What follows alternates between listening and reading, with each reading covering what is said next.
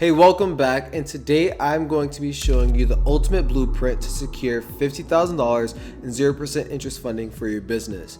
Okay, and the first thing that we have to talk about was who is this for, right? So if you are a current business owner who need more access to capital in order to scale your business, or maybe you're an aspiring entrepreneur who have a dream or a goal, but you need access to capital in order to get started, or maybe you are just a regular investor who needs access to more capital in order to take advantage of the next investment opportunity, right? So that's who this is for. Now, when it comes to securing business funding, I usually break it down into 3 phases, right? And those 3 phases are going to be personal credit profile, business structure, and then the funding process, right? So getting started with the first phase, which is your personal credit profile. You want to make sure that you have a 650 credit score or higher. Now, you may be asking, how do you achieve a 650 credit score or higher? The first thing you want to make sure you understand scoring system to achieve a 650 credit score or higher.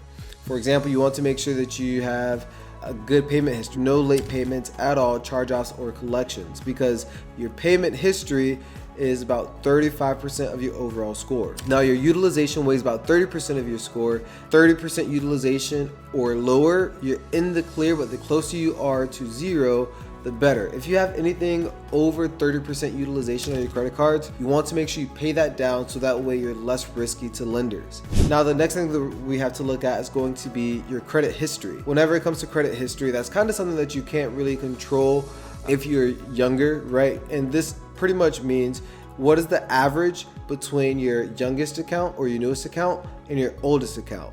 And that is going to be your credit age. Now, if you're younger, there are some tricks and tips that you can use to get around credit history, which weighs about 15% of your overall credit score. Now, the next thing we have to review is going to be your new credit. Now, believe it or not, this is super important, because if you're just randomly applying for credit applications and you're being denied, it's still going to reflect on your credit report. So you want to make sure that you have a strategy when you're applying for business funding. You want to make sure that you meet the prerequisites, because if you don't and they see all these inquiries reflecting on your credit report, then you're going to look like you're desperate for money and you're a very risky lender. But this weighs about 10% of your overall credit score. Now, the next thing is going to be your credit mix. How many installment loans and revolving credit do you have on your credit profile? Meaning mortgages, auto loans, personal loans, credit cards. All of these things do play a huge factor in your overall credit score, and this part weighs about 10% of your credit score as well. In phase 2, we have to go over the business structure, because if your credit profile is good and the structure of your business is not good, you're still considered a red flag and a high risk business to the lenders.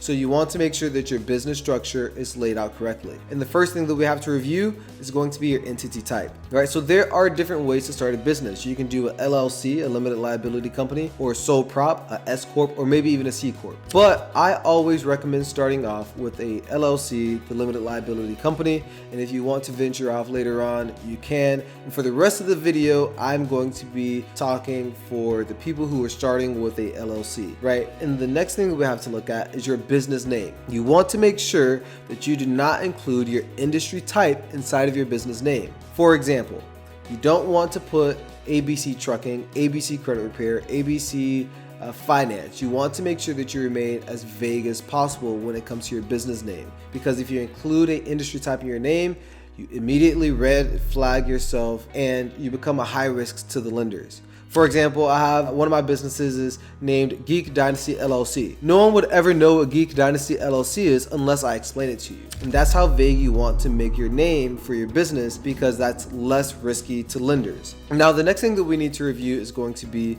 your NAICS code, which is the North American Industry Classification System. You want to select a NAICS code that best describes your business but is not considered a high risk. But how do you determine what's considered high risk? So if you have any high overhead costs or any high startup costs, those are typically businesses that are considered high risk businesses. Make sure that you choose a NAICS code that best describes your business but doesn't red flag your business to the lenders. The next thing that we want to review is going to be your business address. Now, this is actually very, very important, and I think it's something that a lot of business owners miss whenever they're applying for business funding. When you are establishing your business, you want to make sure that you are findable if you are findable, you will become more fundable. Okay, so make sure you have a business address. However, if you are using a virtual office, you want to make sure that if a lender were to look you up, that you don't come up as a post office, a UPS, or USPS, because then you're going to red flag yourself. If I search up your business, you should come up as a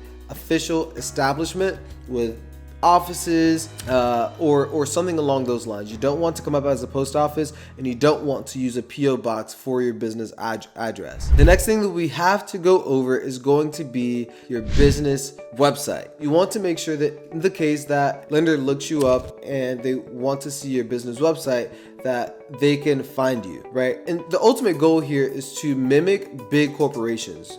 For example, Walmart, Target, Apple, any of them, you name it, right? The first thing that you'll notice is they don't have an industry tied to their business name. 2, they all have professional emails. 3, they all have professional business addresses. So that is extremely important whenever you're applying for business funding. Don't include an industry type in your business name. Make sure that you're findable, and make sure that you have a decent website to mimic big corporations. Now in phase 3, we have to go over the funding process, right? And the first thing that you want to do is build a relationship with the lenders. What I mean by build a relationship is simply opening a checkings and a savings account when you're before applying for business funding, actually, because you want to show that you're going to be there for the long haul, and you're just not going to be there applying for business funding. The longer you have a relationship with a lender, the more likely and the more trustworthy you become, and the more money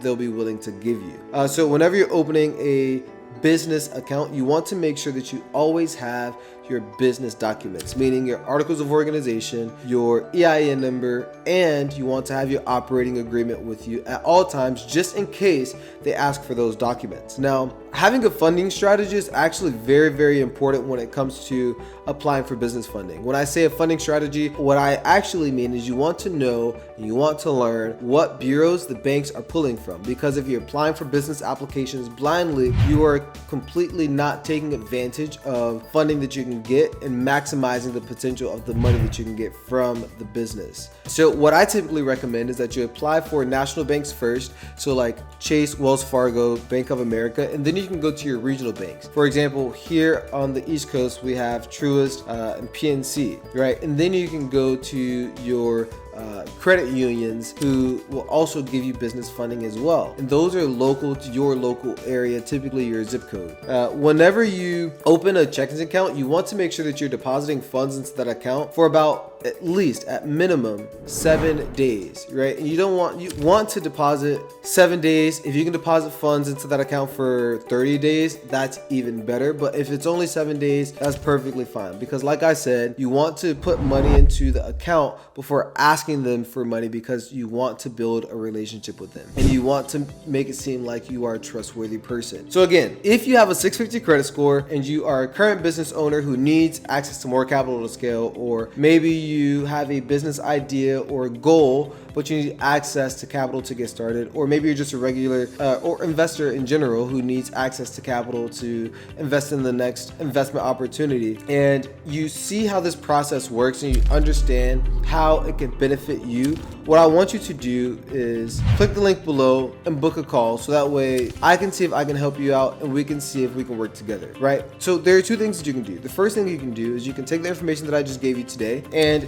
you can go try to do it on your own, or you can book a call with me. I will see where you are right now, I'll see what your goal is, and then I will help you achieve your goal, because what's important to you is important to me, and that's true in all cases. So if you are an action taker and you're tired of trying to do it on your own, you're tired of playing the guessing game, and you actually want help on implementing this process to get over $50,000 in 0% interest funding for your business, click the link below. And that's only for action takers, because if you are not an action taker, and if you not ready to start your business or scale your business, or ready to invest in the next funding opportunity or investment opportunity, do not book in, because I don't want to waste your time and I don't want you to waste my time. So only action takers. Click the link below if you're tired of playing the guessing game and you want personal help to scale and grow your business. That's all that I have for this video, and I'll see you in the next one.